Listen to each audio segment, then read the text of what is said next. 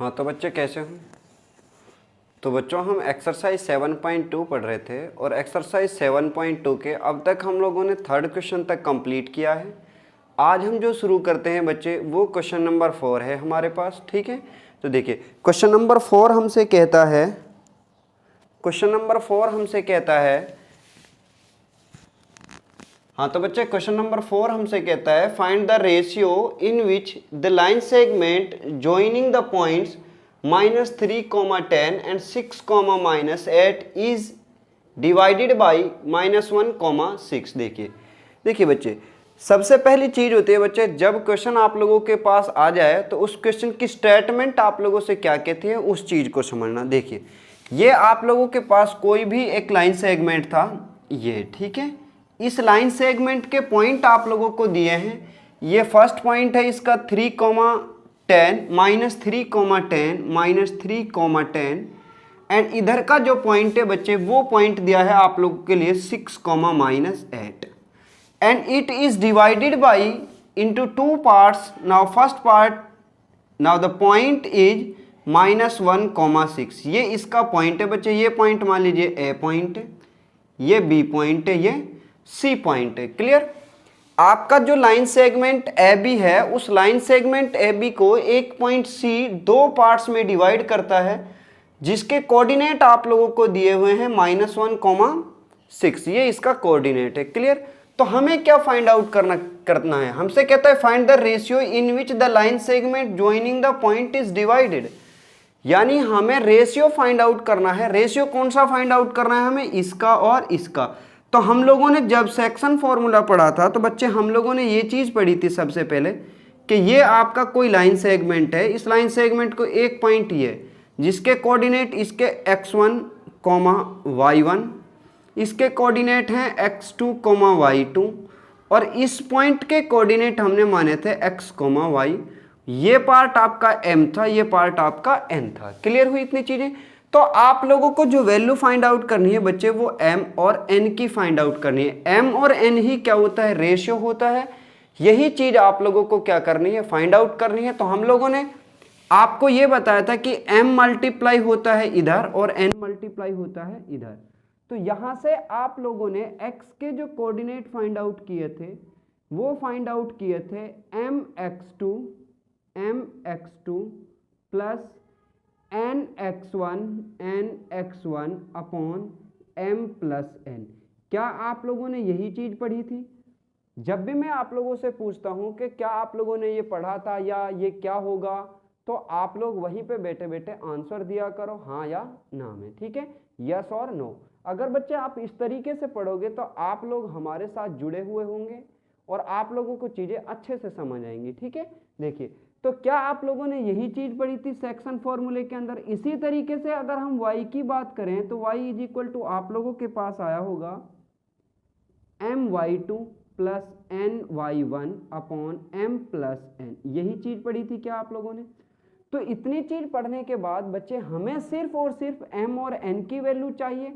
आप लोगों के लिए x की और y की वैल्यू दी है, x1, y1, x2, y2 दिया है, हमें सिर्फ फाइंड आउट करना है m और n। और जब भी आप लोगों को m और n की वैल्यू फाइंड आउट करनी हो तो बच्चे हमारा काम एक ही कोऑर्डिनेट से चल जाता है, यानी इससे ही हमारा काम हो जाएगा। इसी की वैल्यू से हम क्या फाइंड आउट कर लेंगे, m और n की वैल्यू फाइंड आउट कर लेंगे। देखिए लिखते हैं बच्चों, किस तरीके से सॉल्व करेंगे वो चीज लिखते हैं सबसे पहले। तो यहां पे सबसे पहले हम लिखते हैं let A point coordinate, A point coordinate is equal to -3, 10 and B point coordinate is equal to 6, -8 and C point तो यहां पे लिखिए बच्चे आप C इज ए पॉइंट या C point coordinate is equal to -1, 6 and C is a point, C and C is a point, C is a point which divide AB into m/n। Clear हुई इतनी चीजें? यहां तक मैंने आप लोगों के लिए सिर्फ और सिर्फ जो चीजें हमें दी थी वही लिखा है, बाकी कुछ भी अपने पास से नहीं लिखा है। ठीक है बच्चे, इतना पढ़ने के बाद जब आप m और n की वैल्यू फाइंड आउट करोगे तो किस तरीके से फाइंड आउट करोगे आप? Now we know that, now यहां पे आप लोग लिखोगे now we know that, now we know that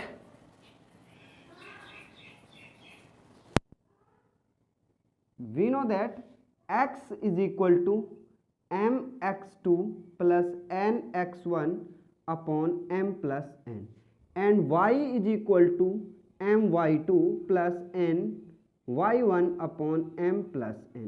इतनी चीजें आप लोग जानते हो बच्चे, ये चीजें हमने आप लोगों के लिए पहले भी अच्छे से बता चुके हैं। इसके बाद जो चीजें हमारे पास आएंगी वही हमारा क्या होगा? आंसर होगा।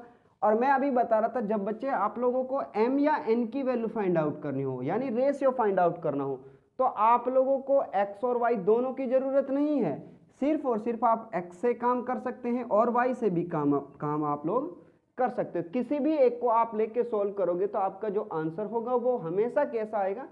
सेम आएगा। तो सबसे पहले बच्चे आप x1 y1 x2 y2 x ये सारी वैल्यू लिख लीजिए। देखिए यहाँ से तो x1 की वैल्यू कितनी होगी यहाँ पे? Now x1 is equal to -3 and x2 is equal to कितना होगा बच्चे? x2 आपके पास होगा 6, क्योंकि ये x1 होगा y1 होगा, ये x2 एंड y2 होगा और ये वैल्यू आपकी x और y होगी। ठीक है, तो x2 आपके पास कितना आएगा बच्चे? 6, y1 आप लोगों के पास होगा 10 एंड y2 की जो वैल्यू होगी हमारे पास वो वैल्यू होगी -8। यहाँ से x की जो वैल्यू होगी बच्चे वो होगी -1 और y की जो वैल्यू होगी आप लोगों के लिए वो होगी 6। क्या आप लोगों को इतना पता था? अगर यहाँ तक चीज़ें आप लोगों के पास आई हैं और ये सारी चीज़ें आप लोगों को समझ आई हैं तो बच्चे आगे क्वेश्चन के अंदर कुछ भी नहीं है, हमें सिर्फ वैल्यू पुट करनी है और आंसर फाइंड आउट करना है। ठीक है, यहाँ तक आप लोग देख लीजिए, स्क्रीनशॉट ले सकते हैं। अब हम इधर करते हैं। ठीक है बच्चे, देखिए यहाँ से now x is equal to mx2 plus nx1 upon m plus n। Now put the values. x की वैल्यू कितनी है बच्चे? x की value -1। Now -1 is equal to m की वैल्यू ही मुझे फाइंड आउट करना है तो m की जगह m। x2 की वैल्यू कितना है बच्चे? 6 × 6 प्लस n की वैल्यू n फाइंड आउट करना है और x1 की वैल्यू कितना है? -3 इंटू में -3 और अपॉन m प्लस n। यहाँ से जैसे ही बच्चे आप फाइंड आउट करोगे तो इसके अपॉन कुछ नहीं तो 1, आप क्रॉस मल्टीप्लाई कीजिए। क्या करिए आप लोग? Cross multiply. ये इधर आएगा, ये इधर जाएगा मल्टीप्लाई। तो -1 का जब आप m प्लस n के साथ मल्टीप्लाई करोगे तो -m एंड -n हमें मिलेगा, क्योंकि माइनस की संख्या का किसी भी संख्या के साथ आप मल्टीप्लाई करोगे, अगर वो संख्या प्लस की है तो साइन कैसे हो जाते हैं बच्चे? चेंज हो जाते हैं, प्लस माइनस होगा। ठीक है, इधर की साइड में आप लोगों को मिलेगा 6m प्लस माइनस और 3n। अब बच्चे आप लोग क्या कीजिए, n की वैल्यू एक साइड कर लीजिए और m की वैल्यू को एक साइड कर लीजिए। यहाँ से m को आप इधर लेके चले जाइए और n को आप इधर ले आइए। जैसे ही आप लोग सॉल्व करोगे तो ये मिलेगा हमें -n plus 3n is equal to 6m plus m। Clear? तो यहाँ से कितना मिला आप लोगों के लिए? हमें मिला यहाँ से 2n is equal to 5m। Sorry, ये माइनस का था तो इधर जाएगा प्लस में, तो हमें कितना मिलेगा? 7m। कितना मिलेगा? 7m। तो यहाँ से हमें जो मिला था, हमें मिला 2n is equal to 7m। यहाँ से m अपॉन n आप लोग फाइंड आउट कीजिए। जैसे ही आप ये सारी चीज़ें फाइंड आउट करोगे तो n यहाँ से इधर जाएगा अपॉन में, क्योंकि मल्टीप्लाई में है, तो हमें मिलेगा 2/7 is equal to m upon n। यानी जो रेशियो आप लोगों के पास आया है वो आया बच्चे 2:7 का, 2:7। तो यही हमारा क्या होगा? आंसर होगा। इसको आप लोग y से फाइंड आउट कर सकते हो, आप y से फाइंड आउट कीजिए। यदि रेशियो इतना आता है तो आप मुझे बताइए, ठीक है, या फिर कोई और आता है तो आप लोग इस मीन्स आप लोग देख के बच्चे देखिए, क्वेश्चन करके खुद से सॉल्व कीजिए। जब तक आप लोग खुद से सॉल्व नहीं करेंगे चीज़ें आप लोगों को अच्छे से क्लियर नहीं होंगी। तो ये आपका क्वेश्चन नंबर 4th कंप्लीट होता है। अब हम चलते हैं क्वेश्चन नंबर 5th पर। इसका बच्चा आप लोग स्क्रीनशॉट ले सकते हैं अगर आप लोगों को समझ आया है तो।